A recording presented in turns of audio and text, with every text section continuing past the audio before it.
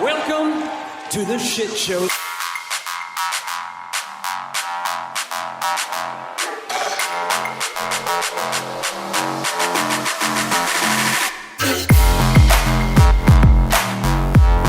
It is the All Elite Wrap-Up for October 10th, 2024, the night of Game 4 of the American League Divisional Series, which the Kansas City Royals will inevitably win because, Tom, as you are aware, we're winning the whole damn thing. Yes, we are. And it starts with a win tonight and then again a win in New York on Saturday. Some people have lost hope. Here's what I would tell them. Suck it. Nerds. Because in 2015, and everyone likes to make this weird analogy, like we're just like 2014 and 2015. Although the only fucking thing that's in common with them is that Salvador Perez played for both teams.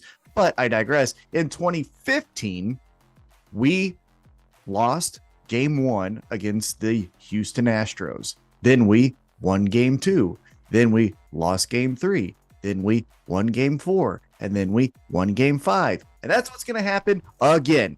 It just sucks for New York that we get to celebrate on their field, right? Yeah, like, that's not fun for them. Poor guys that they got to watch Kansas City Royals cheer and pop bottles and Although the Yes Network's main play-by-play guy was seen at a gas station getting ponchos.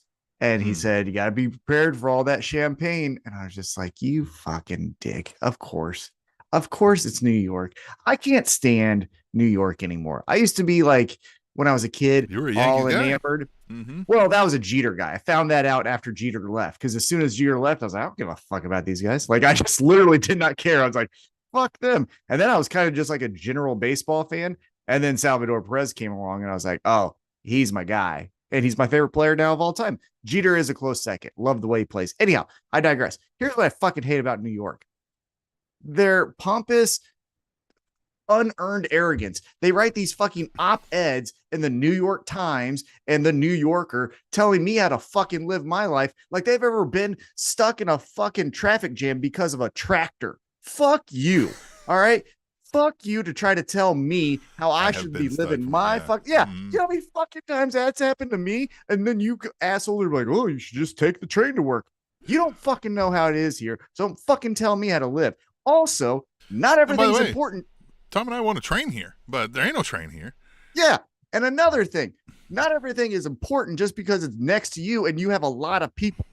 My fucking baseball player, Bobby Witt Jr., is every bit as good as any other fucking player in the entire fucking league. But all you assholes want to write is Aaron Judge is struggling. Well, guess what? So is Bobby Witt Jr. I'm glad that you're not paying attention to it, but he is also. And you assholes need to be giving us our due respect because we're in the same series as the motherfucking Yankees. And tonight we win, and then we're going to win the whole fucking thing. The whole damn thing. And Tom, shout out to the Wrestling with Neurodivergence podcast who was in the chat who said, since the Brewers aren't in it, we're pulling for you. And I mean, we're thankful for that.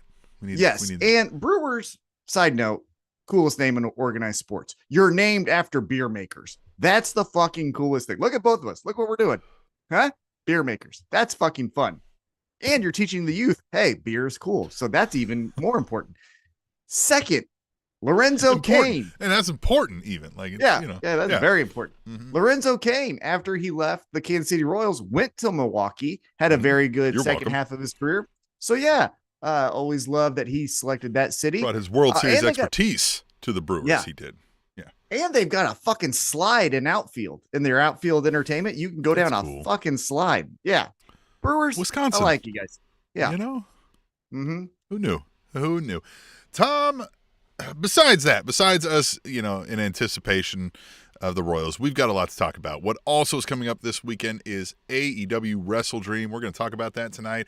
We're also going to talk about Dynamite, but we're going to kind of, we're going to do picks from WrestleDream, and then we'll kind of filter in the Dynamite recap around those sorts of matches as we're making our picks. So again, we encourage everybody to chime in if you're watching live, which again, we're starting early this week. We normally do this, a little later, a couple hours later, but the Royals, we got to watch that. Yeah. So, man, what else is new in Tom's life before we get into these WrestleDream picks and Dynamite and all that? Yeah, here's another thing that I hate about the sports media is you guys dictate the fucking conversation and then go, well, we have to talk about the Cowboys because there's a lot of Cowboys fans. You dickheads, I've talked about Tim Tebow for 2 fucking years. You know why? Because you assholes made it a topic every day. Also, we talk about the Green Bay Packers, which I get. They won at the start of the NFL merger and all of that. But that fucking place doesn't even have a goddamn airport. And we're fucking talking about that city like it's important. So suck a dick. Our places are important. And we're connected by everything. I get back in the day when you're got to sell a lot of newspapers, go to New York. So that's where all the people are. But in an age where we're all connected within a fucking click of a thumb, fuck you. Tom needs some affirmation and some acknowledgement. It's just stupid because I'm not even talking about that. We even have a very good Cleveland versus Detroit series, and no one can talk about that. Look, I know there's a media buzz. I'm a big college football fan. You see it there, right? It's all SEC and Big Ten. It's like, well, you guys keep saying that, so everybody's like, well, I got to go to the places where it's good. It's like they only said it was good, man. Anyway, whatever. Yeah, and I have proven points that proves my point that sports media makes the conversations. Like, we obviously will talk about a home run 5 innings in a row, right? Like specialty stories, but they dictate the conversation and then throw their hands up in the air and go, I don't know why baseball's not important anymore. Fuck you. We talked about Andy Pettitte for the Yankees. He sucked. Fuck him. We talked about Roger Clemens, that roided out freak, which my favorite fucking thing in the world in baseball. We'll get into the wrestling. My favorite fucking thing to happen in baseball was the Subway Series in 2000s, Mets versus Yankees. Mike Piazza hits it up the middle. His bat breaks. Roger Clemens grabs the piece of the bat that went back towards him and throws it at Mike Piazza. And they're like, hey, motherfucker, what's up? And he says, and I quote, I thought it was the ball, which then leads to 2 other questions. 1, how fucking dumb are you? And 2, if it was the ball, why would you still throw it at Mike Piazza? You fucking idiot. Tom, the Wrestling with Neurodivergence podcast wants you to know that your points are valid and so are your feelings. You goddamn right. I'm not wrong. I know. No, nobody's saying you're wrong, Tom. I know. Nobody's saying you're wrong, Tom. I've said this since the dawn of time. I just need to have a consulting firm where everyone just runs their ideas by me. I'm fucking good at this shit. Yeah. Tony Khan. WrestleDream doesn't have the pay-per-view buys. I know how to fucking make it better. Huh? In fact, I wrote down one of my favorite quotes from you just now for inspiration, where you said, I have proven points that proves my point. Yeah. That is true. And Tom, you matter, as the Wrestling with Neurodivergence podcast says. Sometimes we might call this show the dumping grounds, right? Maybe Tom had to dump something off his chest a little bit here. Had to kind of, I was talking about, like, if we had a radio show, it would be funny to hear like what the producers would think of our prep. Some poor intern has to be our producer. But it would be funny if we did do that. If we had like a dump truck, it was like burr, burr, and then like it was the dump truck, and then I just go, right. and then he said. Can you believe that? Motherfuckers don't like peanut butter? Son of a that's fun. All right. I'm nervous. Okay, what? Oh yeah, Tom's nervous. There's a big game coming up, and Tom's nervous. But we're here to talk about WrestleDream because AEW Dynamite was last night. It was fun. Jump in the chat with us right now, like the Wrestling with Neurodivergence podcast. Tom's been bottling that up. You can see it. Look, see the emotion pouring out of Tom right now. The man is in tears. That proves my point. Yeah, I can't wait to use that. Great times are had by all here on the All Elite Wrap-Up. So join us live each Thursday, typically 7:30 Central Time. This time's a little early. Send us emails, aewrapup@gmail.com. If you want to talk to us, or you can join us on Threads, all_elite_wrap-up during the shows, during the Dynamites, the WrestleDreams, the Rampages, RIP, right? The Collisions. When is Rampage done? That's coming up soon, right? And then We'll see. We're going to talk about WrestleDream here. But before we do that, as I mentioned, you can send us an email, right? And we have, from our senior European correspondent, Ash Hendricks, a brand new phone call, Tom. You ready for this one? Mm-hmm. Hell yeah. Oh, you might want to also pull it up, Tom, because I found a better picture, I think, for Ash on this one. Right? Okay. Yeah, all right. I've got it up here. All right. Here we go. All right, international correspondent, back in your lives, back in your ears, back in your hearts. What's good? I have 3 questions, one for each of our lovely hosts, and one for both of you. So I guess 2 questions, but one is for each of... So yeah, I have questions. Okay, question number 1, right. This one is going to T-Mac. This is the first one. This is for you. Oh, by the way, happy belated birthday as well, my friend. Okay. My question is for you. Did you expect Khalil Roundtree to pull off the performance that he did last weekend against Portan? Because I lost a lot of money because I thought Alex was going to get him out of there in the second round. Lost a lot of money on that. And I'm broke. I just started my new job. I really shouldn't be betting money. I'm in my overdraft, bro. Anyway, that was crazy. Tim, my brother, how you doing? That's not the question, my bad. Anyway, considering I was going through like the pantheon of podcasts that like the old WIR community used to do, I was looking through that. My question to you is, whatever happened to the Fraudcast? And what's going on with Lester? Is Lester still a thing? Lester Grayson still a thing? He's not dead or nothing, is he? If he is, rest in peace. But is he still a thing? What's going on there? And a question to both of you guys. This is wrestling related because this is a wrestling show. Do you think that your perception of wrestlers affects the way you watch their matches? Like, you guys are big Hogan fans, right? So do you ever watch his matches and think, you know what, these matches are better than I thought they were because it's Hogan, even though in reality, some of the matches might be shit? And then like vice versa, considering you guys aren't the biggest CM Punk fans, do you watch his matches thinking, you know what, all of these matches are shit because it's just because like you just don't like the fucker? I just wondered. All right, cool. I'm gone. Have a good show, boys. Safe. I like it. Man, where do we start? It was all great. I love Ash Hendricks. So again, it's that simple. AEWrap@gmail.com. Send audio, send a video, send a written thing, and we'll discuss it here. Yeah, the text. Yeah. Tom, what your MMA stuff there, right? Somebody get. Oh, well, actually, let's start with the other one first, and then we'll get into the. So here's my thing about match. It's harder for me to buy into promos than matches. For example, the dog collar match between MJF and CM Punk. I could watch that and think that's awesome. And I can still rewatch it, today, tomorrow, when AEW goes to promos, Max, I can watch it there. Yeah. Where you lose. It's awesome. The promos, when he's like, that's when it's like, shut the fuck up. Yeah. No. I'd say the same thing, but I do think it obviously, and I think it's human nature. It definitely taints. Like if we're watching a CM Punk match now, if he botches something, we're definitely not going to give him any grace, right? Yeah. Like that we might give somebody else. I think that's definite. I don't know if especially somebody like Hogan, and I'm not even necessarily the hugest. I was a huge Hogan fan growing up, but now I don't think I'd like it. When I watch back, I'm like, man, it was all the hero kid stuff, right? Like I could tell looking back now. So, but I do agree. It's probably a promos thing, right? I might watch like a Hogan promo and be like, yeah, it was the 80s, right? Like that's how they did it. Whereas like if it wasn't a Hogan, I might be like, Jesus Christ, tone it down a little, man.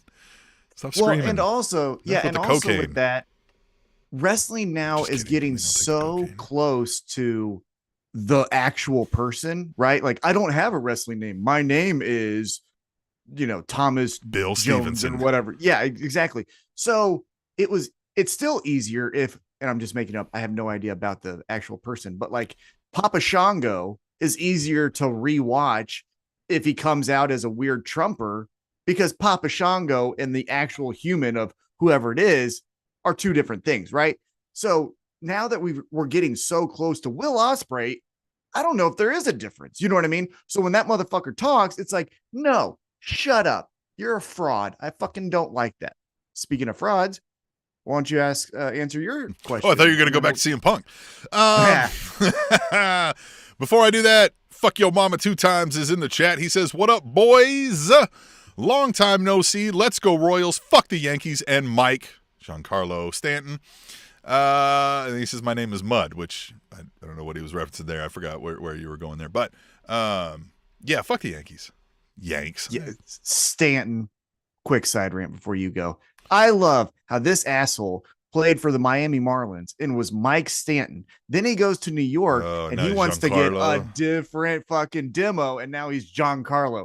I don't know anything about him, but I find that really weird that you were Mike the majors. Because look, Mike, I understand. Yeah, exactly. Mm-hmm. Well, I understand when people from outside of this country come to this country, have a unique name. They say, I'm going to adopt a different name because white people fucking suck. I get that. But you went all the way to the majors with Mike. Okay. Yeah. It's a little different. You know what I mean? Where was he? He was in Miami. Well, you could have been Giancarlo there. Exactly. Yeah. So fuck off. You know what I mean? Kamala, the Ugandan giant, ruined the pronunciation for our future president. Says fuck your mama 2 times. I know. Yeah, Kamala.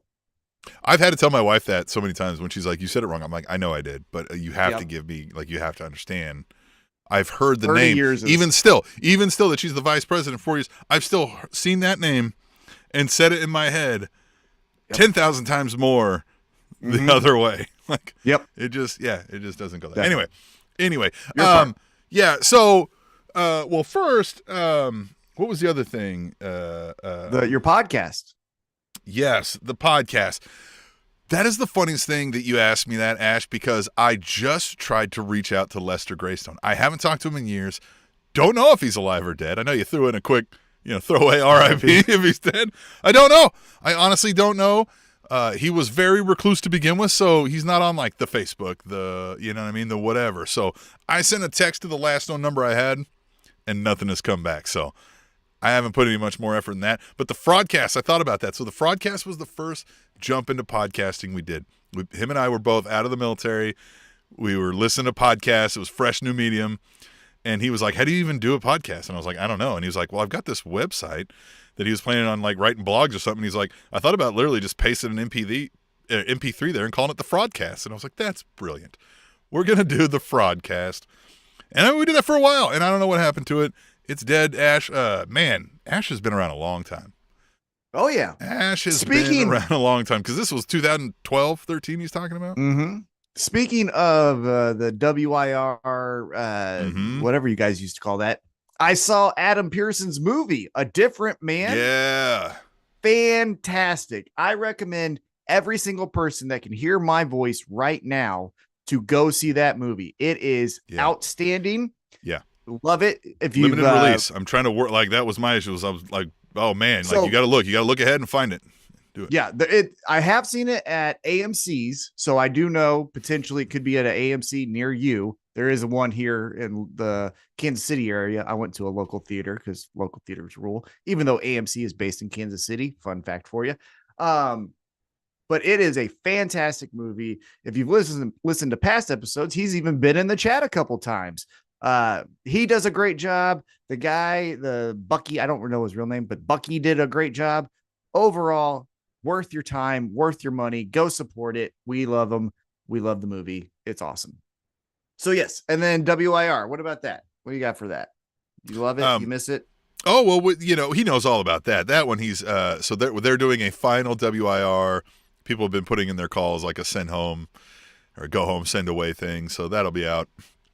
Anybody that was tuned into that, if you missed that, let us know. I think there's still time to get some calls in, but that was a blast. That was my first foray into like wrestling podcasting world, right? The week in review. Oh, yeah. Good times. That. But he did ask about. Oh, did you answer his MMA thing? Oh, Alex Pereira. Yes, Alex Pereira was going to demolish Khalil Roundtree. Khalil, every time I mention MMA, I just like, I'm like, yeah, you do the worst punches. You do the guy that fixed. I know. You do the punches of the same person who fixed the copy machine. You know what I'm doing? Have you ever seen what was the movie from Broken Lizard where they go to Germany, the beer fest? When they're making fun of Americans, they're like, "Oh, what do you want to do? You want to get in a fight?" And they're like, "No, no, no, no, no." They're like, "Oh, what are you gonna do?" Yeah. But yes, Alex Pereira, I knew he was gonna win. That wasn't easy, or that wasn't hard to pick. I think here's my hot take. I think He becomes the first person to win 3 titles in 3 different weight divisions. Middleweight, he is the light heavyweight, and I think he goes to heavyweight, and I think he beats John Jones or Tom Aspinall, or if it's a long shot, Stipe, he beats him too. So that is my hot take. Alex Pereira is going to be your future heavyweight champion. There you go. This is good. So he's good. He's fucking terrifying. He is so like he got knocked out by Israel Adesanya not too long ago, but he has dynamite in his hands. Like he is. And so and how here's drunk the do I other got to thing. get him to where I can take him? You couldn't take him. You Yeah, couldn't. no, I don't doubt You that. couldn't. Yeah, no, Yeah, I you don't couldn't doubt beat him. You couldn't beat him up if he was sleeping. Like that's how terrifying okay, he is. all right, Like, yeah. he's What amazing. if I jump from like the dresser with an elbow drop? He never. Boom! Here's the thing Throwing a that's heart the most punch at the terrifying. end? Well, here's the thing that's the most terrifying about him. He has a thing of another MMA great, Fedor Emelianenko, where he's stoic. Like breaks a leg or knocks you out, it's Same no face. change. Yeah, and you're death just like, stare. what the fuck? Am I hurting this guy? Like, and that honestly beats a lot of guys because you would like to think, hey, I'm processing that I hit you there. Good. I saw that hurt. I might go back to it. But when the face never changes, you're like, well, fuck if I don't know if that hurt him or not. Fuck your mama 2 times. Got some picks on that as well there. I'll leave you to, because some of the names, I don't know these names, so I don't want to butcher them. I think he wipes Johns as a battle. Yeah, I mean, Aspinall will give him the harder fight of the two. Pereira reminds me Vanderlei Silva. Ooh, yeah. Vanderlei was more wild though. Pereira would stalk you down to where it was like, Jason, you know how Jason just stoically walks and you're just like, fuck, like, even though you're Pereira. running, he keeps it's like steady pace. Yeah, that's Pereira. Vanderlei Silva was like, oh shit, I just took a hard drug and I'm in a weird phase and everything's spinning. Like that's how he fights you. You're just like, what the fuck? Where am I? You know what I mean? But Vanderlei was a killer. Actually, fuck your mama 2 times. There's a great article about Vanderlei Silva on Hybrid Shoot on Substack. Message me directly. I'll send it to you. But if you can, just look it up. Fantastic article about Vanderlei. He was the man for a while. All right, let's get into the picks here. Ash, thanks for the call. We appreciate it every time. And goddamn, long time friendship. We got to meet Ash in person somehow, man. Like you got to get some money. Let's go over to England, Tom. Well, I went to London for my for my honeymoon, and I tried to meet Adam, but we weren't there for a long enough period of time. But Ash, Adam, anyone, fuck your mama, all the podcasting people, it's all me. We're here. We're here. All right, let's talk about some WrestleDream, and then we'll pipe in what happened with Dynamite around that. You ready for that, Tom? We're gonna make some picks. Hell yeah. Because this is my favorite episode that we've done in a while. Because we're doing picks today. We're gonna pick a pay-per-view, and every time we pick a pay-per-view, the loser of the pay-per-view, as punishment, has to wear a Jeff Jarrett shirt on the next episode and the next time we make picks, which is today. And I, Tom, am wearing a Kansas City Chiefs shirt right now. So that leaves... I have a Hangman beer opener. How about that? No, I have... look at that. Look at it. By the way, I don't like him, right? But Dynamite, he was even worse. Like, I don't understand how anyone likes that fucking guy. That was really bad. I really was getting thrown for a loop. I was like, is he about to compliment Jeff Jarrett's commentary? Because that was the drizzling shits. What is he talking about? No, he sucks. Oh, that was bad. I don't know what that was. I don't know what that was. It's not like we haven't seen that. He did commentary on TNA before. We knew he sucked. Why did we do that? Yeah, that was the stereotypical Southern boy. I tell you what, he got a good old suplex there, huh? What'd he say? And it's just like Taz was really bad about like the old, like when he started on like SmackDown of being like the East Coast guy. Oh, the Red Hook, And it's like, brother, and I get it. He was maybe trying to come off of that character into who he is now. That's what it reminded me of. It was like, stop or just go away, because both of them, because Daddy Magic should have done it. He was better in that position and he's done it longer. I think that's who should have done it instead of Jeff Jarrett. But apparently Tony Khan said on a media call that flights and whatnot have been changed and delayed because of the hurricane. Of course. So maybe it was, hey, they could only do what they had available to them. And if that's the case, how did Jeff Jarrett get out of a hurricane? But he did.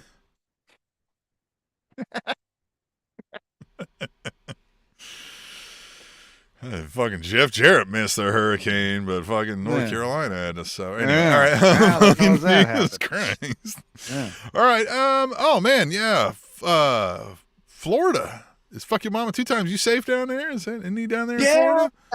Oh yeah. I didn't even put 2 and 2 together. Because initially I thought it was just North Carolina. Yeah. Let it. Obviously he's in our chat, but like, It's like, no, I'm dying right now as we speak, guys. Well, Thanks for your concern. you can be homeless with internet connection, so it's not. You're totally Escape fine. with your phone. You can watch the All Elite wrap up. Hey, Tune in live. All right, Tom, let's get to what we're actually here for. He says, "We good, baby. I was out the danger zone." All right. Okay. Good. All right. Good. All right. AEW WrestleDream, the 0 hour. We have the ROH World Television title on the line with Atlantis Jr. defending against Brian Cage. And I know nothing about this storyline or the sorts. So what do you got here, Tom? I got Atlas. I think why put it on Atlantis. Brian Cage? Uh-huh. Yeah. Whatever his name is. Yeah, is what I said. Yeah. Yeah, I think if you easily just have a flips and shits with one big guy kind of also doing that as well, starts the crowd off right. That's it. I Assuming think this so. is yeah. Yeah. I mean, look, either one could win, and I'm not shocked, but I think it's safe to say that, yeah, flips and shit champion going into the 0 hour probably retains the title. Yeah, definitely. Yeah, don't you think? And Brian Cage is known to be losing a lot of matches. You know what I mean? If you need someone to take a pinfall, it's usually him. So Yeah, you tell him that. We get a 2 out of 3 falls match. Hologram, Beast, Mortos, and the roof might blow off on this one. this is, man, I think, losses can make characters interesting. So if someone loses, I don't think it's a big deal. However, with this one, these guys both feel like they're going to their apex, I know. and a loss is going to maybe like, Well, so 2 derail out of it. 3 helps, right? Yeah. 2 out of 3 helps because you definitely go 1-1, get to a third Mhm. fall here. All right. Who you going with? I think I got my pick, but who you I going think with? I'm just going to go. I think I'm going with Hologram. I think the Beast Mortals can suffer a loss more just because of like who he is and the whole package. Mhm. So Oh, yeah, of course. I think Hologram wins here. And, I think it's going to be that. I think it's going to be 2 to 3, but I mean, I don't think that's consequential to our pick here, but Yeah, so here's my 2 trains of thought. One is Beast Mortis just joined LFI with Roosh, so they can come out, fuck over Hologram. Hologram is undefeated, so eventually he has to lose sometime. So if he wins one, but then ultimately loses the match, he still looks pretty good. Or Roosh and the other LFI guys try to intervene, fuck over on accident Beast Mortis. Now Beast Mortis is wrestling Roosh and starting a program with them. So I think I'm going to go Beast Mortis wins because of LFI, because then you can do Hologram, Roosh, Hologram, rematch. it's a great idea. Beast And Mortis. yeah, now there's the involvement of LFI, and I didn't necessarily think about that involved. And hey, let's talk about that, right? So, we don't have to mention all of it, but Jake Roberts is now leading this group, which I guess it's a fit enough, but like somebody mentioned it should have been what is the ROH tag team of Vince and what do they call them? Oh, the Righteous. Yeah, it should have been the Yeah. Righteous. That's who he should have been well, leading. Now, obviously there was a trade involved and whatnot, but like, Yeah. he fits with them better, I think. But Yeah, and also maybe again, a lot of shit's happening. I'm head in all the way on Royals baseball stuff, so maybe I missed it. But I didn't know that Roosh and LFI were Don Callis guys. I didn't think so either. Yeah. I thought it was just like a pseudo handshake. Or was one of them? So- Was one of the? Yeah, exactly. Well, I mean, yeah, I don't know. I think they rushed it to try to like tie some things together. I think we could have got there other ways, obviously, but we're here now. Yeah. And I think it's an okay fit, right? If we've got bigger plans for Lance Archer, I do agree, and he needs a talking manager. Look, Jake Roberts was one of the best talkers before. Now, it's a different time and a different place, and I just don't think he's going to be the guy to, like, let's put Lance Archer in bigger storylines and have Jake speaking for him, right? He works better in this kind of, I think, undercard situation. Yeah, and Jake can speak for Spanish language wrestlers, right? He could, this was what Roosh told me, you're in trouble, fill in the blank wrestler. So I think that is good. I just didn't like it's a trade all of a sudden, and then we're just doing like, fight the power fists. Listen, thing. if all of them are basically demons for hire for Jake Roberts, if you will, right? Or like to be summoned for Jake Roberts to do his bidding, that would be fine. But I just have, I see, like, and this is not, I mean, feel for him, but like I see him on like in pictures in like on meet and greets, and the guy's rolling around with an oxygen tank, right? Like, so he's not going to be out there doing this much and much longer, right? Right. And here's the easiest thing to get around that too, I believe. You have him for a couple months doing some stuff. Roosh gets tired that he feels like he's being held back. They have Jake, laying on the ground. They took out Jake the Snake. Now they're away from him, and then now we've got a clean break from everything. It's kind of like what they did with that over in WWE where they beat up Edge and took his group.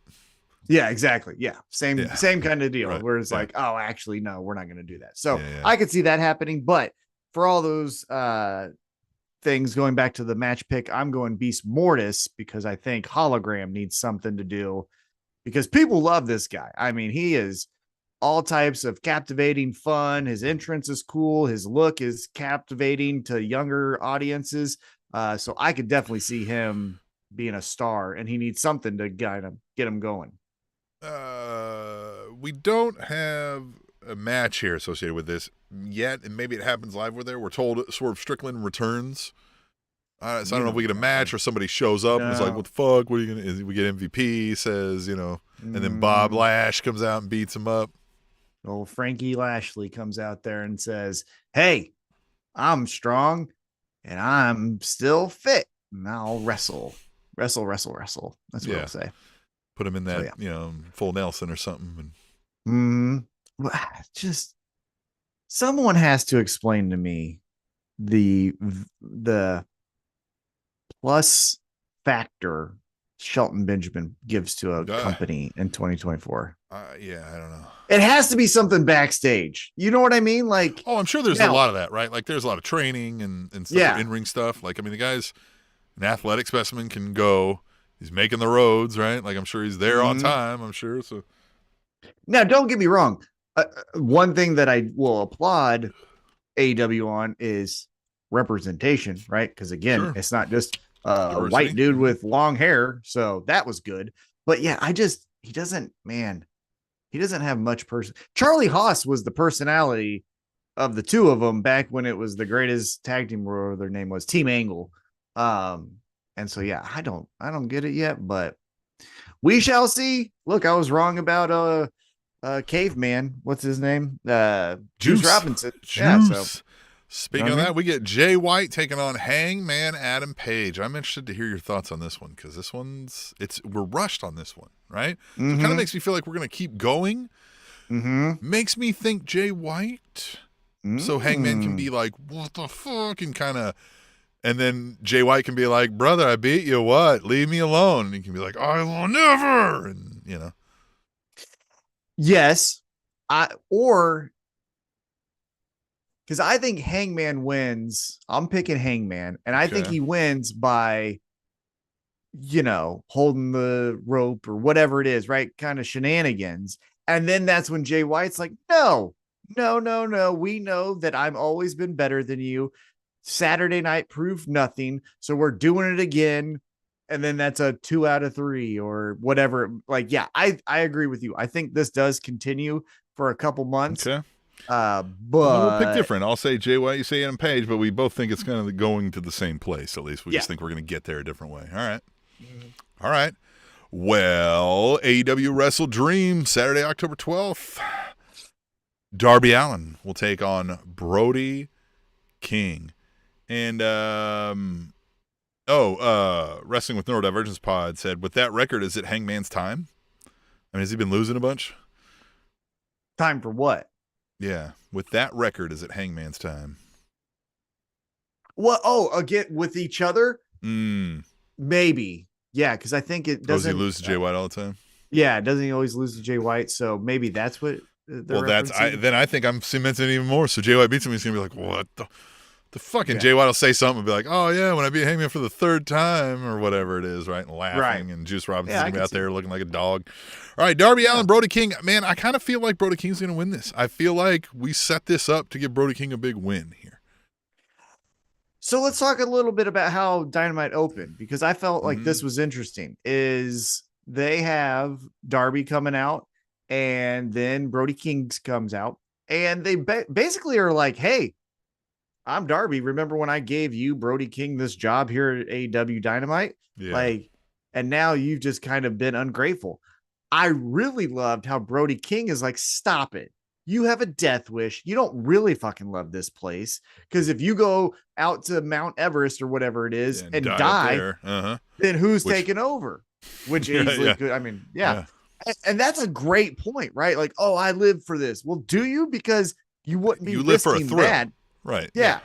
You wouldn't be risking that if you loved it here necessarily. So I like the back and forth. They have great chemistry. I mean, the choke on the apron where Darby falls. They've had other great, really fun moments. I agree with you. It feels as if Brody King should win this match. I just have a hard time thinking that the way we got here is Jon Moxley beat the shit out of Darby Allin, took his title shot. Darby says, well, did someone fight me? And Brody King's like, okay. And then he beats him. I do agree with some of that. What the fuck was that? Yeah. So the reason I kind of am paused for that, and I kind of am leaning Darby ultimately, though, is that it's, I think we set up Brody to maybe start elevating a little bit, but I think this isn't the trigger, right? This is kind of a start, right? We're going to put him in here, let him show how he can throw Darby around, but Darby finds a way to sneak out, and that's no shame because Darby does that to everybody. Yep. And then maybe somebody makes fun of Brody next week and whatever. But what we haven't done is separate him from seemingly what we were kind of, we haven't been told Malachi Black controls the House of Black, but it's the House of Black, right? He's the leader, right? So I think we would have to address that before we fully pull Brody King into like main event level, fucking top guy, right? So I do think Darby Allin comes away with this one, but I think this is going to be a violent spectacle that we're about to see. Yeah, this might be the memorable moment of the night, is whatever they're about to do on Saturday. I think a cool way we could get to what you're saying as far as separating Brody from the House of Black is have Darby win and then have them do something in 2 weeks, right? Not immediate, but in 2 weeks. And have Darby just be like, you know why I beat you? Is because your head is all in this junk over here. You probably would have won if you're not busy with this House of Horrors thing. Well, Fuck Your Mama 2 Times says, and this might be some behind the scenes stuff, Malachi and Buddy are 1 foot out the door to the Fed, so maybe they're just ignoring that the House of Black ever existed. And so maybe we could get Brody does something to like finally murder Darby, and we're like, Jesus, dog, and Darby takes a break. Right? If that's the case, man, did AEW luck out. Because of the three of them, Brody King is the star. 100%. It ain't the other two. It ain't the other two. I know. And so, a singles push of Brody King huffing and puffing. Hell fucking yeah. Yeah. Because the House of Black Black has a fun entrance, and that's about it. Here's where you could have some added stuff around Brody King. When Julia Hart comes back, they're still a pair, right? So you still have House of Black. It's Brody King. The House of Black is all we ever did was the House of Rules match. Like I didn't see them spooky murder anybody, right? Like you need to if you're going to spooky gimmick, I need to see some kidnappings or some like occult stuff. Like I need to see people scared for something. I'm not scared because you painted your face.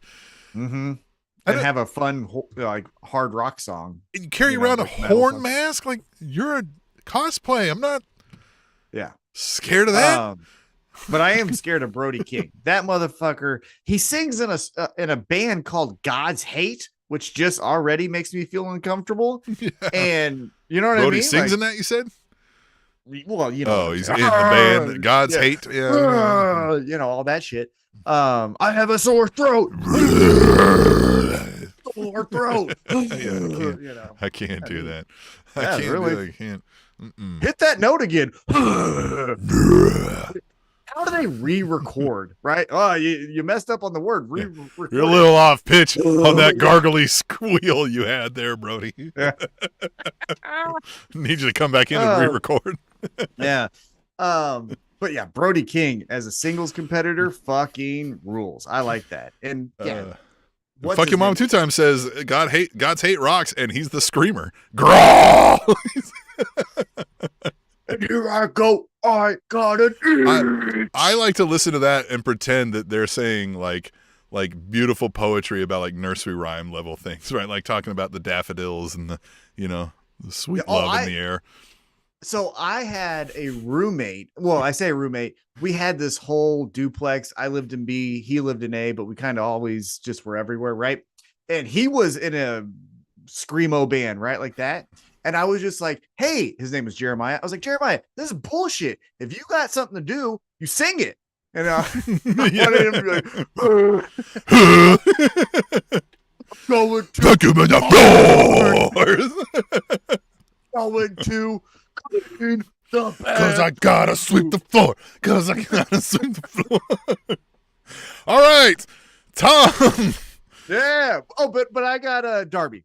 Darby. Darby. It's so you got Brody. No, I said I'm still leaning Darby just because I think that. I think we're hinting at Brody doing things, but I think this is one of those where, look, it's either Darby wins and Brody looks like, oh, I had you, but Darby snuck out and they both look good, or Brody King damn near squash match murders him, a la Cena, Lesnar, whatever that was, SummerSlam, right?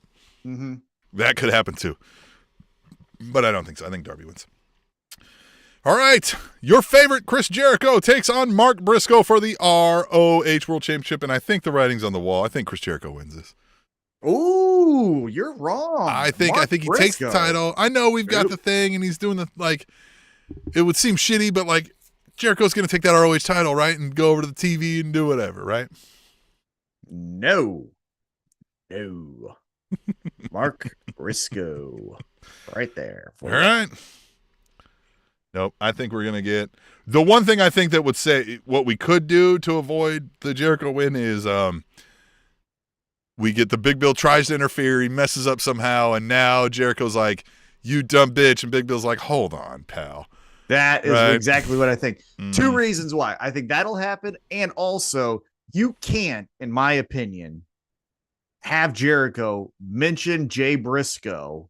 Mark Briscoe then gets serious, right? That promo on Tuesday was not the word of the day. I know it was the serious. I know that's the one thing that gave me pause, but I think that's just to get us to be like, Mark Briscoe's gonna kick his ass, and then Jericho's gonna do something evil, dastardly. And now he's that ROH World Champion again, and like you said, they get a TV now, and he's now look, Jericho as champion in some time, for ROH, totally believe it, but I don't think they can have Mark Briscoe lose because he's fighting for the honor of his dead brother.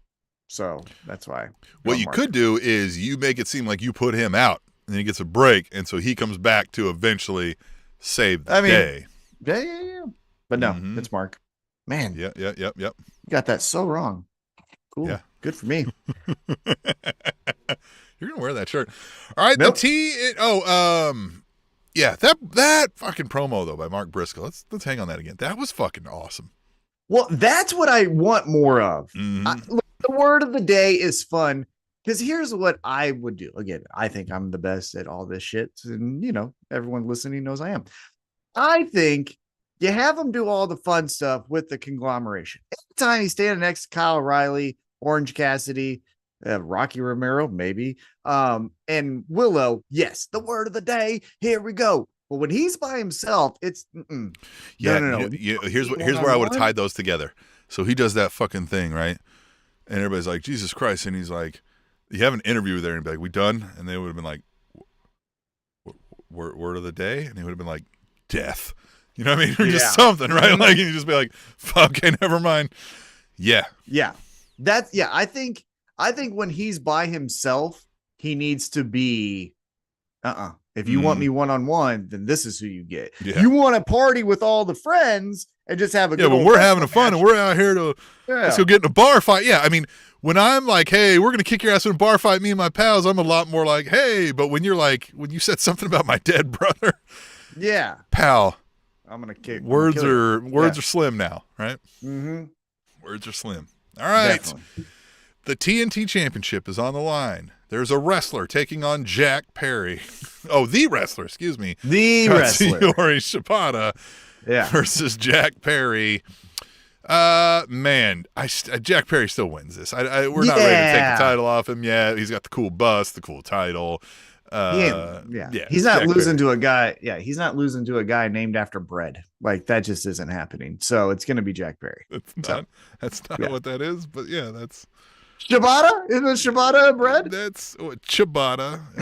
It's spelled. Yeah, you know. What's the difference? You know. I feel like your wife's had this conversation with you already.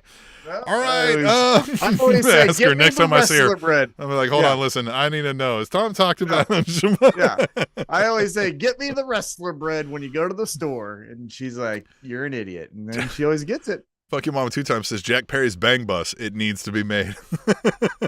The Jack Perry. Hey, there's a revenue opportunity there for AEW. Not gonna lie. Well, and you know what? It could. OnlyVans, we could call it. Anyway. I love that idea. But here's a good idea. Because eventually this is going to get old in the sense of scapegoat. Oh, woe was me. I'm so dark. At some point, it's Raven, right? At some point. Yeah. Right. Mm-hmm. And that's awesome, right? Raven is one of the best characters. Awesome. Mm-hmm. I don't think Jack Perry can do Raven, right? So, to that point, the like extra level of heel could be he's driving the bus to these towns. Girls are now walking out. We love to peek behind the curtain. Anna Jay walks up to him and is like, hey, what the fuck? And he's like, what are you jealous about? They just needed a ride. Now we take his dickhead to a whole new level. You know what I mean? Because I said the rebrand from guy with loincloth and sexy hair to certified psychopath with sexy hair. Now if he's an edgy, kind of dark guy who's dangerous, but he's also a bit of a player, now he's extra asshole, right? Because now he can take women, like dudes, girls, and that causes a thing. Yeah. And you know who should oh God, fucking Tony goddamn hire me. Because you know who could counsel him on this? Grounds again. Yes, but like, you know who could counsel him and like get him, like squeeze all of the juice out of this character? Adam Copeland. You tap into Adam Copeland with Lita when Matt Hardy's trying to kill him. That version, that's what you do with Jack Perry and Anna Jay. Oh, fucking Mom 2 times says Christian. What about Christian? So what about how does Christian get involved with Jack Perry? No. Well, the dad and all that, but no. Well, sure. No. Oh, yeah, we're done. Yeah, we're done with that. Well, it's got to come back around at some point, doesn't it? Yeah, but I mean, that's like, what can finally, when Christian's ready to end the father character, that's who should kill it. Is Jack Perry? Exactly. Right? Because isn't that who it started with? That's who started digging on him. Yeah. I think people love the OnlyVans comment. Tom, that's the fuck best. Your Mama 2 times laughed at it. Wrestling with Neurodivergence Pod said it was a dad pun, and you know it.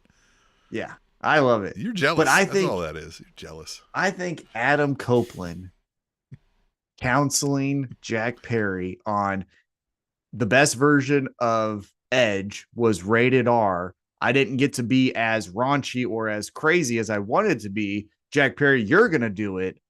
Here you go. That's where you could get Uncle Adam helping Christian at some point to screw over Jack Perry to show him the edge he needed. Yeah. And then he kills the both of them. Yeah. But Jack that's Perry way finally down the road. released from his craziness. Be a face again. All right. I'm saying like in the next 2 weeks, you could do the girls get off the short bus. You know what I mean? Yeah.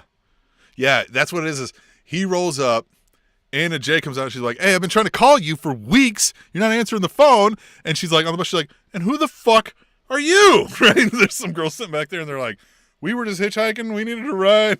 Fucking, or he could be like, they were just hitchhiking. They needed a ride. What, babe? Right? Like, sorry, ladies, here's your stop.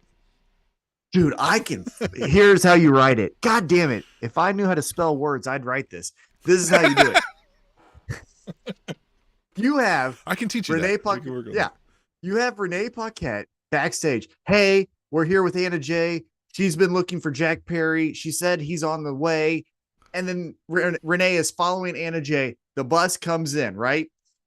Anna Jay's yelling. Renee's kind of getting the microphone, like, by her shoulder, kind of that angle of the microphone. And she's like, hey, where have you been? I've called you 4 times today and you haven't answered or sent me any text back. I've sent you 13 texts. He puts it in park. He gets out. He's like, hey. And then the girls walk behind and she's like, what is fucking choke you out? He's just like, they needed to get to they had tickets and they couldn't get here. So I gave them a ride. Yeah. And their then Uber broke down. Well, that's the thing. The last girl to walk by who kind of just gives him a wink, she gets choked out. Anna Jay just goes, bitch. Mm-hmm. And then hard choke, Jack just Perry's, to the ground, choke. And Jack Perry's like, hey, chill. And she's like, oh, I wouldn't even, he just is sitting there and be like, hey, let her go. Like, right. But not even moving, like, hey, don't. Yeah, hey. Chill. Yeah. Crazy, man. You're That's crazy. You like, as she's still actively choking, you'd be like, look, call me when you relax. Yeah. Hey. Jeez. I got a match tonight probably, so I got to go. Look, I'm leaving it running. Keep an eye on them. Yeah. And Renee, and then you just leave Renee sitting there like, what the fuck is happening? Like, what an asshole this fucking guy is. Yeah. This lady. Anna, you could do better. Jack Perry walks off camera. Anna Jay releases the girl. She goes following Jack Perry. Renee's sitting there with an unconscious lady and is like, I don't know what to do. Yeah. Yeah. Nothing prepared me for this. There you go. All right.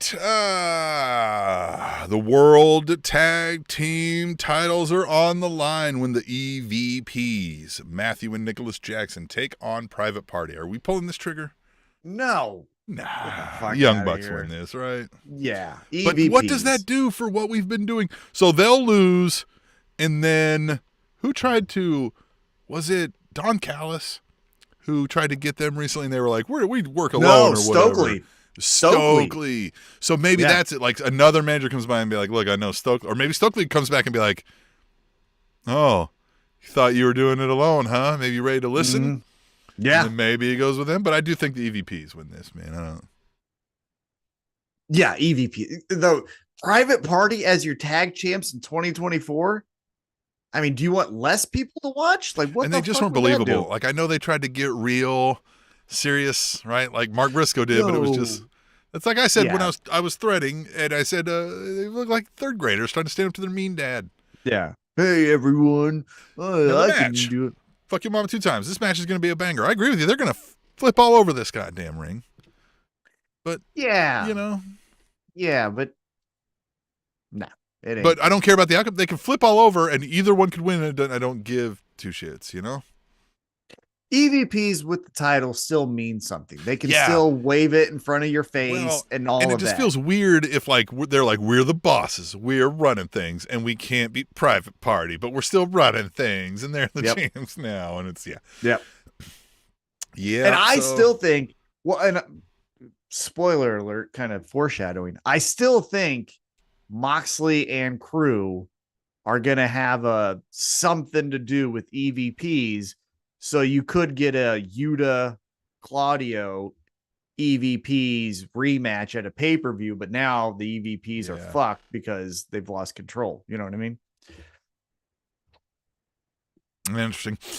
All right, let's move on. The Women's World Championship is on the line when Mariah May defends the title against Willow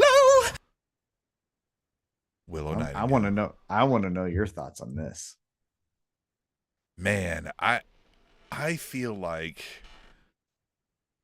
it feels too soon to say let's take the title off Mariah because she just got it. But like this has been falling flat, hasn't it? This feels like the friendship wins turns into the reveal of the devil, and right, it's kind of what the Mariah May is like. The Toni Storm story was like amazing, and then Mariah May has a title.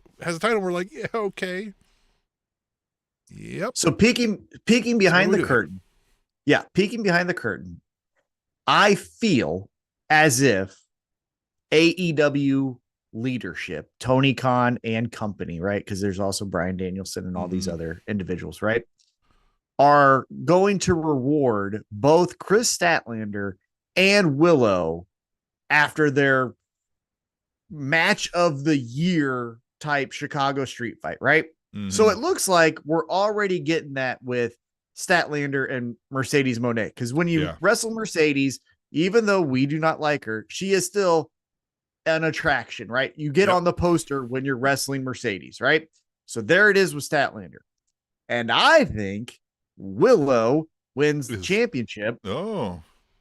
And here's what happens. I think Toni Storm comes back.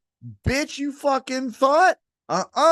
Here I come. Cost you the title. How does it fucking feel to lose your favorite thing? Because you were mine, and now that was yours, so you lose that. Go fuck yourself. Yeah. And then we get Mina involved, and she's like doing some stuff. We're running this shit back. You don't just have Toni Storm lose and she just does a world travel roundabout. No, she's coming back. She costs Mariah May. Willow gets the championship. We have to have someone as a babyface champion. You know what I mean? Convinced me because I was so on the fence with this because everything I said was like, this feels too soon. But everything that I'm seeing in front of my face says Willow's winning this title, right? Like everything you watch, and it's not that like it's not even the like, oh, they're booking everything, so we'll think that. It's still somewhat ambiguous. It just feels like it feels inevitable. Yep. And it feels a coin toss to me, though, because I feel like we could do that. Or we could just Willow loses and then, Willow loses and fucking. But I think since we have some other differences, I think I'm going to hedge my bets because I want to see you in this shirt. God damn it. So I think I'm going to go with Willow here.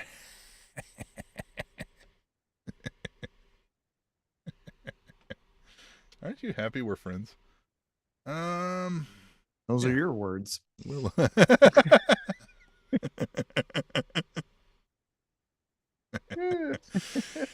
All right, we have 2 matches left. Wrestling with Neurodivergence podcast says we want Willow. Yes. Willow! Not that one, though. Look, Willow holding that title and everybody clapping and smile anyway. And then you make a t-shirt with like the Willow as champion t-shirt. Yeah, that's what you do. Could we get a custom Willow belt somehow?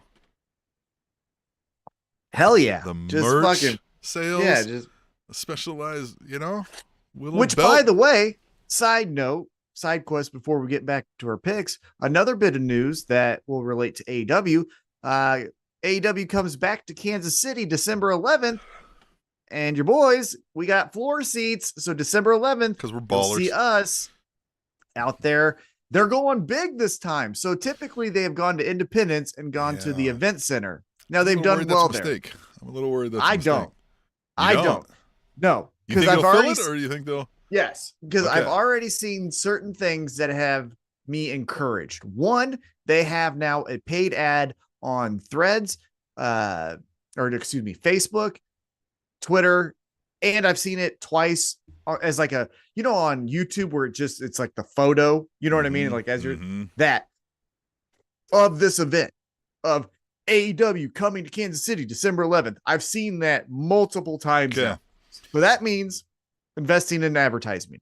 And with that being said, I think you get Big Show on Fox 4 in the morning, or you get Darby Allin with Nick Wright or whatever. Brody King up there.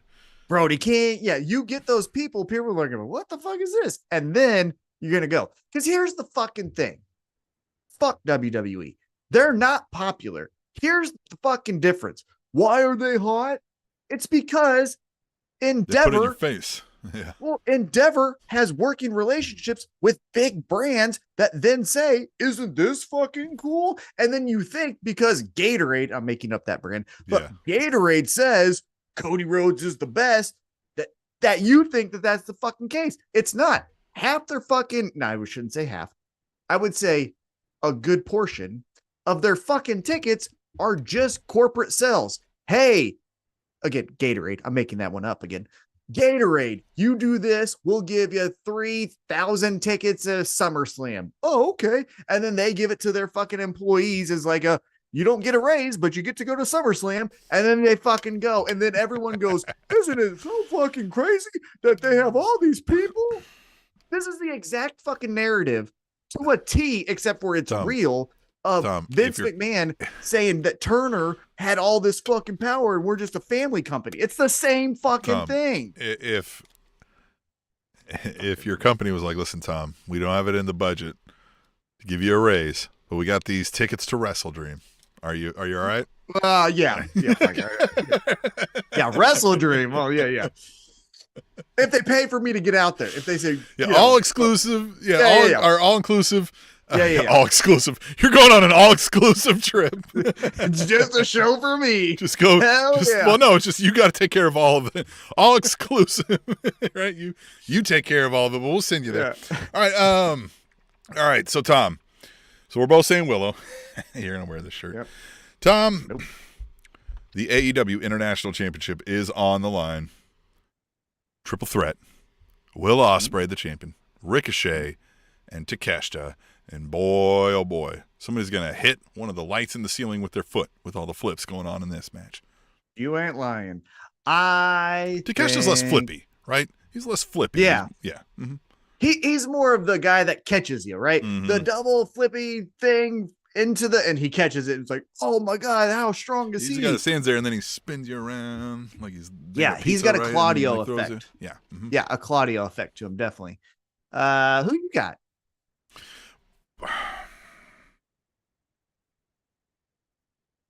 I think you're right. I think someone takes the pin here besides Ospreay. I think we get the family involved. And so Ospreay loses, but which one, right? Does the family get involved and fuck everything up and thereby Ricochet gets the sneak victory? Or does Takeshita get the victory because the family intervene, right?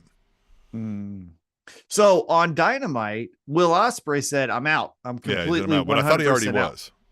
Right. But now he's like, absolutely none, right? At the end of that segment, Kyle Fletcher came out and whoop-de-doo, I can't believe that my buddy's getting beat up by my coworker or whatever we're saying that is. I think somehow Kyle Fletcher, I don't know how we get to it, right? So I'm not going to book it necessarily, but I think the end result is Ricochet as your champion. So that's my pick.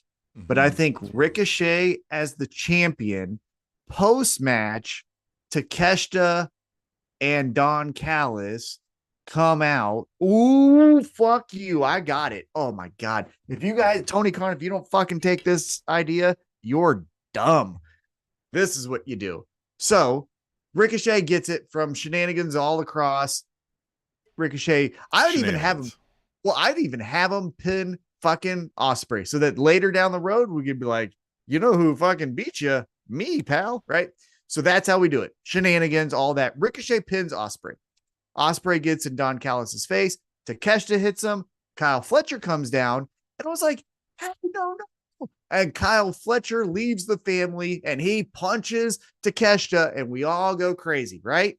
Oh, and now we got the Aussie, whatever the fucking hand gesture is, Aussie Open or United Empire coming back, right? So we think that's how we're leaving it, on a high, except for Powerhouse fucking Hobbs comes back and he fucks up Kyle Fletcher, and Takeshita and Powerhouse Hobbs go like, aren't we the fucking shit? And now Ospreay and his little guy. No. It's good. No, Powerhouse Hobbs. Oh, well, maybe Lance Archer. I think it's Powerhouse Hobbs though. Yeah, I am. So what I think is going to happen here is I think Ricochet wins because I think it's going to be mid-match. Don Callis is going to come around with a screwdriver and try to give it to Kashta. Fletcher's going to come down and be like, no, there's going to be a whatever. Ricochet is going to be like, well, you two are fucking around. Schoolboy, ha! And now there's that big fight, and maybe what you said happens afterwards. But yeah, Ricochet wins though. So that's it. So I think Ricochet gets that win, and he'll be like, I beat you. And he's going to be like, bitch, you didn't beat me. You fucking, right, yeah. And there. Well, and that's why I think it would even be more fun to have Ricochet beat Ospreay is because a year from now, when we go into the next WrestleDream, Ospreay could be like, me and you at WrestleDream. And Ricochet could be like, remember the last one when I beat you? And that's what I mean. If it was in this way where it's like, you snuck in, you dirty bitch. I remember a 3 count is all I remember. Yeah. Right. Well, I didn't see what was going on. I saw you standing there like a dope, so I pinned you, Yeah, exactly. Yeah. I think something like that happens. All right. Well, then we get Bryan Danielson's last match in the AEW World Championship when he loses the title to Jon Moxley. You don't agree? You don't think that's him? We're in October. You're fucking leaving now? We're getting this motherfucker till December. Oh, World's End is his last fucking match. He's all If it was Darby, which I think originally was the plan, yep. But I think they've said we got a cool idea with this Jon Moxley thing. We're gonna extend. And I think this World's End ends this Jon Moxley. Because I think Moxley loses, pushes it into overdrive. Danielson and him go. We're then escalating and getting more people involved. And then at World's End. I'll be real honest here. I'm afraid I'm going to wear this fucking shirt. I'm not liking I don't like how this is going. You're making too much sense, and I don't like it. Yeah. Yeah. They are not going to let Danielson get out in October when they said a full year and we got 2 more months and we're doing pay-per-views every month. So yeah. All right. So we've got 3 different matches where we picked, 4 different. I said Hologram. You said Beast Mordos. I said Jay White. You said Adam Page. I said Chris Jericho. You said Mark Briscoe. I said Jon Moxley, Bryan Danielson. As I look at these, I'm wondering why I didn't pick the way you did on all 4 of those. That's how good the booking is here with AEW, though, right? Like, I feel like each one of us could find a way to justify changing our picks in almost every single one of these matches, right? There's some that we wouldn't, but yeah. Oh, but like the Moxley thing, I would not be shocked if Moxley wins because Yuta turns on Danielson.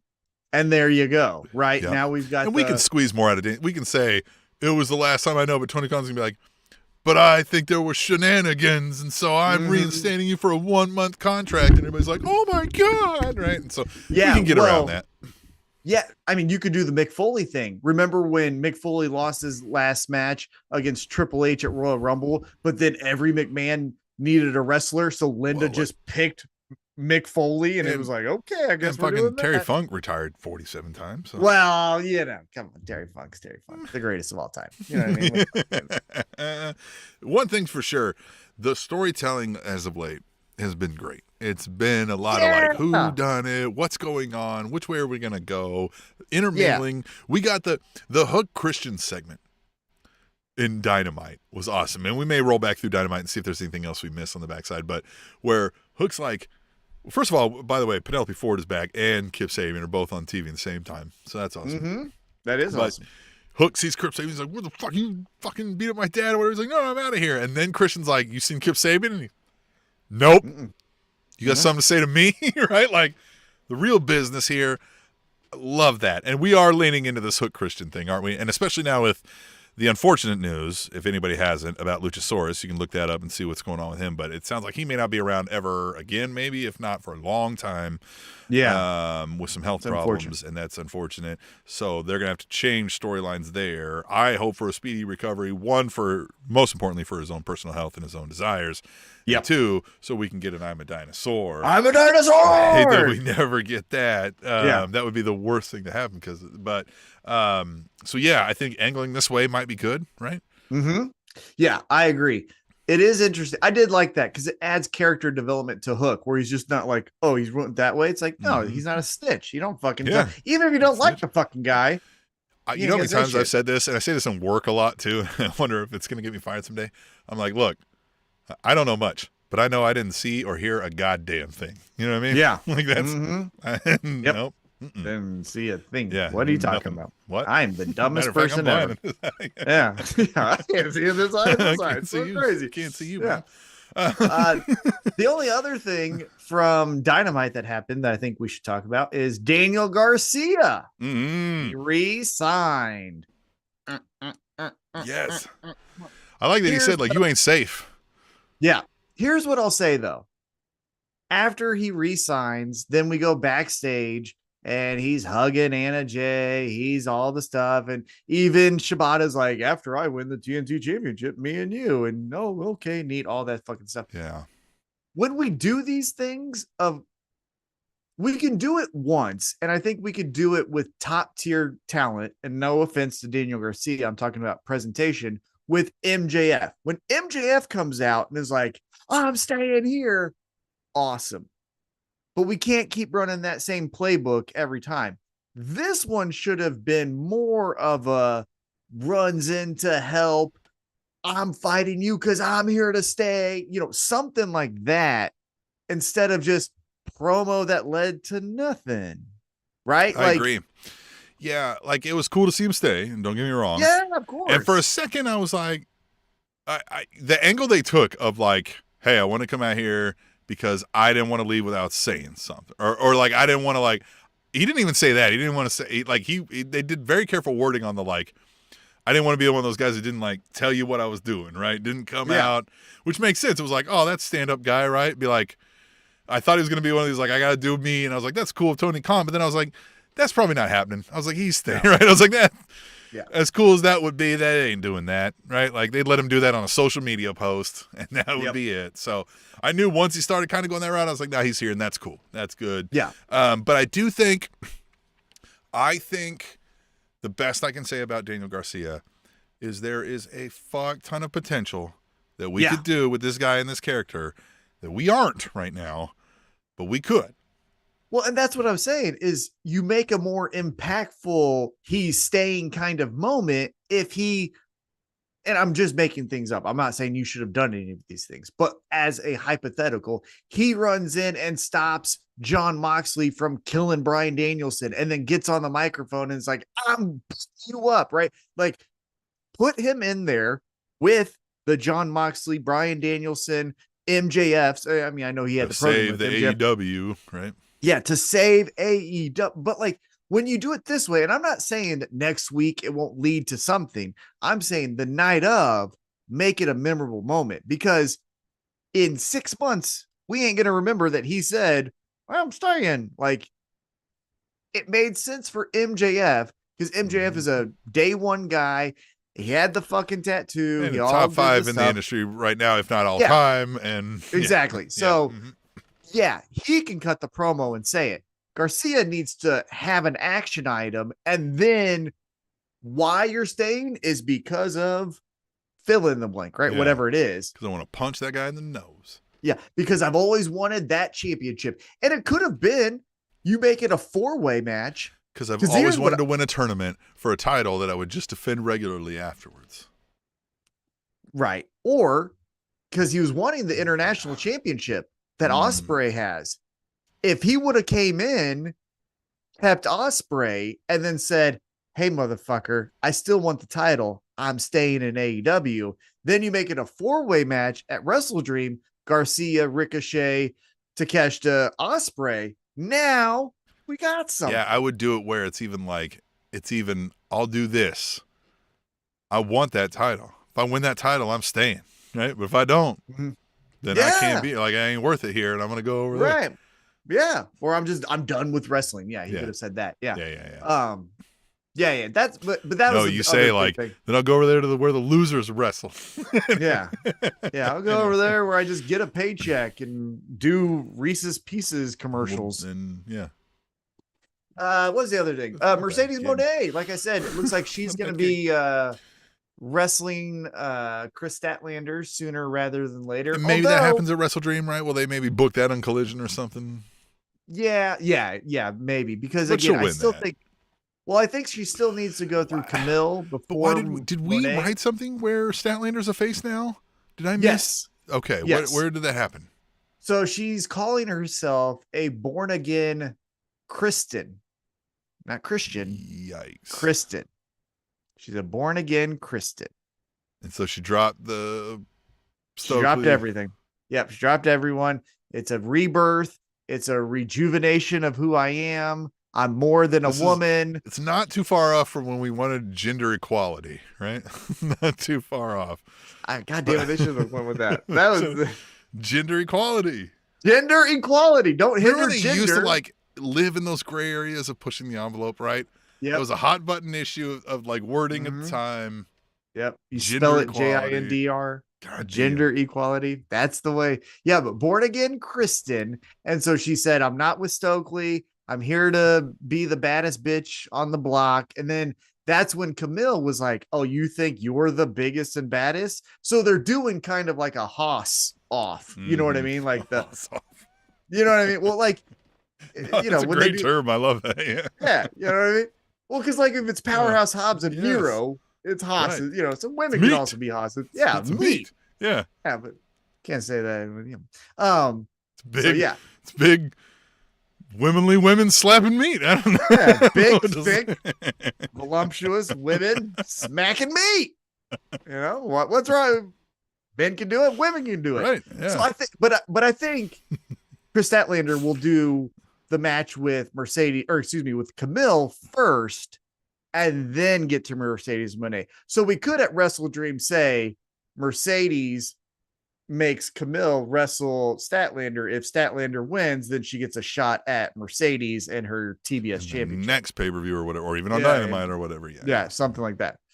I'm going through here. Top Flight. Oh, Top Flight. That was fucking weird. Action Andretti. Yeah, they're doing this thing where he's being a problem with him now. Maybe they're going to separate Action Andretti from the Top Flight and have him go do a thing where he's full of himself now. I guess. Sure. Because he's like, you guys aren't taking this serious. All right, curly haired fuck. Like, you're the one taking this serious. Look the at guy yourself. who used to take the water bottles. I can drink water really fast. Yeah, get the fuck out of here with your Patrick Mahomes haircut. Fucking nerd. Fucking Dylan Raiola wannabe even. Yeah. Go be a quarterback in Nebraska. Here's one thing I did want to point out with the John Moxley, Bryan Danielson story. Another awesome video promo from the Moxley clan again, though. Oh, yeah. Awesome. But did you notice at the very, very, very, very, very end, when Danielson comes back and wipes away or runs off the new Blackpool Combat Club, you have Yuta reaching out. He just keeps reaching out. Yeah. And Danielson's just like... Yeah, and he's doing the yes chant. Yeah. And he's reaching out. And then Danielson does finally like, hey, you good? Let's pick yourself up. And Yuta's just looking at him like, what the fuck was that? Also, yeah, I think Yuta's he's either gonna turn on him or he's gonna do the Lone Wolf Sting thing, right? Where he's because also, did you notice that Claudio kept getting Yuta up and hitting him, but not in the face? It was in the stomach, right? And I'm not saying that fucking feels in. So you think he's not involved? In the face? You don't think Yuta's the new Sting, huh? He's 2024 Sting. He's gonna be hanging on the rafters. He's gonna be not like that, but he could be the lone wolf kind of thing where he's like, I'll fuck everyone up here. Yeah, and then I know either side. Fuck y'all. Yeah. It's complicated. Yeah. Because if you do build this as a hostile takeover, who's going to save AEW? Yuta could be like, I was with those guys. They make a lot of good points. Right. I'm alive because of them. Yeah, but fuck you. No one helped me when I was, with the best friends and all that shit. So, yeah, I could see a version of that. Or I could just see him fucking turning on Danielson and then saying, LOL, here's the trios champs. We're all together now. Because what is going to happen with that trios title? It hasn't been a huge hit either, has it? I mean, can we just... Well, but it can be something if we have one member doesn't like the other two. You know what I mean? Like, so. It's true. It works. Yeah, it works that way. Well, so that's where we're at. You're going to wear the shirt, so it's going to be great. You're going to lose. You're going to keep wearing the shirt next show. Looks beautiful on you, Tom. Fits so well. Well, yeah, everything does. Have you been hearing the spooky noises at night because of it? You know what? It took everything. My wife had to actually take my car keys. This shirt makes me want to do bad things. I found out where the Yankees hotel is. I had to fucking have my car keys taken away because I was going to burn down the hotel. At one point, I had it wrapped in a trash bag, in a duffel bag, in a box inside of a Tupperware, like a storage tote in the trunk of my car, and I could still hear it scream. Yeah, I was like, hey, what the fuck? Yeah, it was saying slap nuts or something like that. Yeah. Yeah. Yeah, my dogs get nervous. When I put this on, my dogs don't come around. Look, have you seen Bernie tonight? All the gold in my house started staining my neck. You know what I mean? Like it was just... Yeah. Oh, man, I bought dip at Quick Trip for no fucking reason. Yeah. You know what I mean? I got a cowboy hat that has rhinestones on it.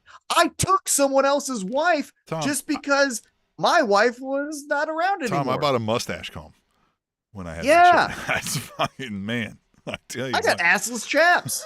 No, all chaps are assless. Why do we say this? That's why they're chaps. That's why they're You mean you're not wearing anything under the chaps? Yeah. Right. All the chaps have. They didn't come with. That's why they're chaps. Well, they didn't come with long johns. Yeah, there you go. Yeah. When you buy chaps, you get long johns, don't you? I don't know. I don't actually own any chaps. Don't need to be. I got cowboy chaps my hide. All right, now. Did you start up a promotion in India? That'll be the next thing that you do next month when you're wearing the shirt again. No, but I started a business and then I defaulted on all my loans. That was crazy. You know what? Another thing is I did start a company and then I said, hey, I need money from an outside source. So I got a rich family and then they kicked me out of my own company. That was crazy. That sucks. Yeah. Sounds carny. All right, Tom, we will be back next week with Tom wearing that shirt. So everybody get your picks into us if you didn't, or time in with what you thought about this show, et cetera, et cetera. Remember, aewrapup@gmail.com if you want something read or played on next week's show when we come back next week for more All Elite Wrap Up.